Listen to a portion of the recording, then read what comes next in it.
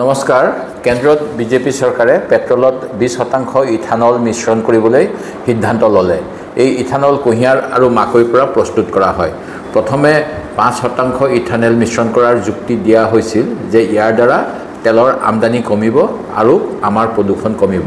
বিজেপিয়ে কৈছিল ইথানল মিশ্ৰণ কৰিলে পেট্ৰলৰ মূল্য 55 টকা প্ৰতি লিটাৰ আৰু ডিজেল 50 টকা প্ৰতি লিটাৰত উপলব্ধ হ'ব।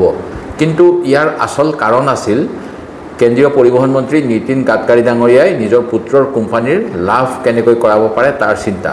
জানিব পৰা মতে কেন্দ্ৰীয় মন্ত্ৰীৰ পুত্ৰৰ মালিকাধীন চিয়াৰ এগ্ৰোৱে 2024 চনৰ 18 কোটি লাভৰ পৰা এবছৰৰ ভিতৰত 523 কোটি টকাৰ লাভ আৰ্জন কৰিছে। অৰ্থাৎ ভোট চুৰিৰ পিছত এতিয়া বিজেপি পেট্ৰল চুৰিত জড়িত হৈছে। গাডকাৰী ডাঙৰীয়াই নিজৰ পৰিয়ালৰ স্বাৰ্থত ভাৰতৰ জনস্বাৰ্থক জলাঞ্জলি দিছে। আজি এই ইথানলৰ ফলত গাড়ী বা বাইকৰ মাইলেজ কমিছে, ইঞ্জিন ক্ষতি হোৱাৰ আশংকা কৰা হৈছে। অৰ্থাৎ মানুহৰ গাড়ী বা বাইকো সোনকালে বেয়া হ'ব, মাইলেজো কমিব। এই কথা মোৰ নহয়, নীতি আয়োগৰ তথ্য। ৰাইজে আগৰ নিচিনাকৈ অত্যাধিক দামতেই পেট্ৰল কিনিব লাগিব, কিন্তু আগতকৈ পেট্ৰলৰ পৰিমাণ কমকৈ পাব। বিশেষকৈ যিসকলৰ গাড়ী 2023 চনৰ পূৰ্বে নিৰ্মিত তেওঁলোকৰ ক্ষতি হোৱাৰ সম্ভাৱনা অধিক। নতুন গাড়ী বা বাইকত ইথানল 20% ব্যৱহাৰ কৰিব পৰা ব্যৱস্থা থাকিব পাৰে, কিন্তু সাধাৰণ ৰাইজে আলু পিঁয়াজৰ দৰে নতুন গাড়ী বা বাইক নিশ্চয় কিনিব নোৱাৰে। কিন্তু এই কথা জনবিদ্বেষী চৰকাৰখনক কোনে বুজাব? পেট্ৰলৰ পিছত ডিজেলতো এতিয়া 10% ইথানল মিশ্ৰণ কৰিম বুলি কৈছে।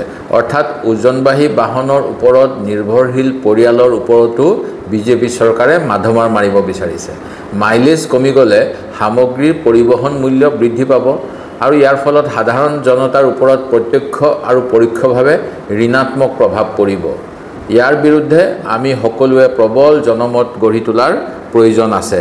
নিজৰ কষ্টোপাৰ্জিত গাড়ী বা বাইকখন চৰকাৰে ধ্বংস কৰিবলৈ ওলাইছে। এফালে ৰাস্তা বেয়াৰে গিয়েৰ বক্স ছাছপেনশ্যন ধ্বংস কৰিছে আৰু আনফালে ইথানলেৰে ইঞ্জিন ধ্বংস কৰিছে। ডাবুল ইঞ্জিনৰ ডাবুল ধ্বংস। আৰু যদিহে গাড়ী বেয়া হয় তেতিয়াহ'লে সকলো মানুহে নতুন গাড়ী কিনিব লাগিব। এই নতুন গাড়ী কিনিবলৈ হ'লে পুনৰ ইনষ্টলমেণ্ট ল'ব লাগিব। নিজৰ সাঁচতীয়া ধন আমি পুনৰ ব্যৱহাৰ কৰিব লাগিব গাড়ী কিনিবলৈ। আৰু এনে কৰিলে নিশ্চিতভাৱে সাধাৰণ মানুহৰ পকেট খালী হ'ব, কিন্তু গাড়ী কোম্পানী যিসমূহৰ পৰা বিজেপিয়ে কমিশ্যন পায় তেওঁলোক লাভান্বিত হ'ব। এয়াই হ'ল বিজেপি চৰকাৰৰ ভাৰতৰ জনগণৰ প্ৰতি নীতি। আপোনাৰ সপোনৰ ঘৰখন কেনে হ'ব? আপোনাৰ সন্তান আৰু আপোনজনৰ সৈতে কেনেদৰে কটাব আপোনাৰ আজৰি সময়? এই সকলোবোৰ সমস্যাৰ সমাধান লৈ শুভম গ্ৰুপে আপোনাৰ বাবে লৈ আনিছে আপোনাৰ সপোনৰ ঘৰখন। 362টা ফ্লেটযুক্ত শুভম গাৰ্ডেনৰ সফল নিৰ্মাণৰ পাছতে 20 বছৰৰ ভৰসা, 16টা প্ৰজেক্ট, 28 লাখ বৰ্গফুটৰ সম্পূৰ্ণ নিৰ্মাণ আৰু 15 লাখ বৰ্গফুটৰ চলিত প্ৰকল্প নিৰ্মাণৰ অভিজ্ঞতাৰে যোৰহাটত শুভম গ্ৰুপে নিৰ্মাণ কৰিছে দ্বিতীয়টো প্ৰজেক্ট শুভম পাৰ্ক।